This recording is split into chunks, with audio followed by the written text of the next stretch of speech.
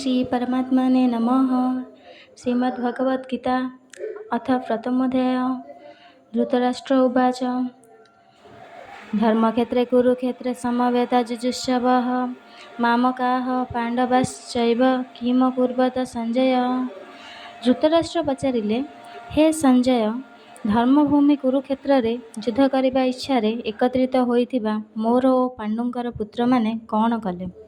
ସଞ୍ଜୟ ଉବାଚ ଦୃष्ट्वा ତୁ ପାଣ୍ଡବାନିକଂ ବ୍ୟୁଢ଼ଂ ଦୁର୍ଯ୍ୟୋଧନସ୍ତଦା ଆଚାର୍ଯ୍ୟମୁପସଂଗମ୍ୟ ରାଜା ବଚନମବ୍ରବୀତ୍।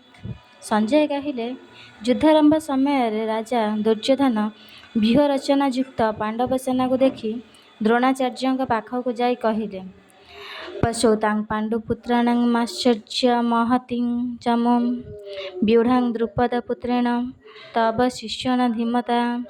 ହେ ଆଶ୍ଚର୍ଯ୍ୟ, ଆପଣଙ୍କ ବୁଦ୍ଧିମାନ ଶିଷ୍ୟ ଦ୍ରୁପଦ ପୁତ୍ର ଧୃଷ୍ଟଦ୍ୟୁମ୍ନ ଦ୍ୱାରା ବ୍ୟୁହକାରରେ ସଜ୍ଜିତ ପାଣ୍ଡୁପୁତ୍ରମାନଙ୍କର ଏହି ବିରାଟ ସେନାକୁ ଦେଖନ୍ତୁ।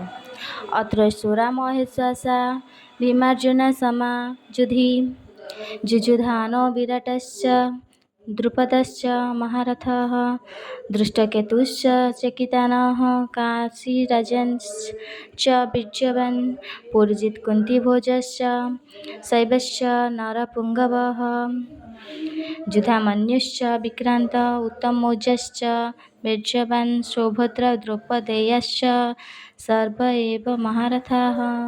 ଏହି ସେନାରେ ମହା ଧନୁର୍ଦ୍ଧର ତଥା ଯୁଦ୍ଧରେ ଭୀମ ଓ ଅର୍ଜୁନଙ୍କ ସମାନ ଶୂରବୀର ସାତ୍ୟକୀ ବିରାଟ ତଥା ମହାରଥୀ ରାଜା ଦ୍ରୁପଦ ଧୃଷ୍ଟକେତୁ ଓ ଚେକିତାନ ତଥା ବଳବାନ କାଶୀରାଜା ପୁରୁଜିତ୍ କୁନ୍ତିଭୋଜ ଓ ମନୁଷ୍ୟମାନଙ୍କ ମଧ୍ୟରେ ଶ୍ରେଷ୍ଠ ଶୈବ ପରାକ୍ରମୀ ଯୁଧାମନ୍ୟୁ ତଥା ବଳବାନ ଉତ୍ତମୌଜା ସୁଭଦ୍ରା ପୁତ୍ର ଅଭିମନ୍ୟୁ ଏବଂ ଦ୍ରୌପଦୀଙ୍କ 5 ପୁତ୍ର ଅଛନ୍ତି।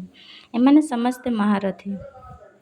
अस्माकं तु विशिष्टा जे तान् निबୋଧ ଦ୍ୱିଜୋତ୍ତମ ନାୟକା ମମ ସୈନ୍ୟସ୍ୟ ସଂଜ୍ଞାର୍ଥଂ ତାନ୍ ବ୍ରବୀମି ତେ।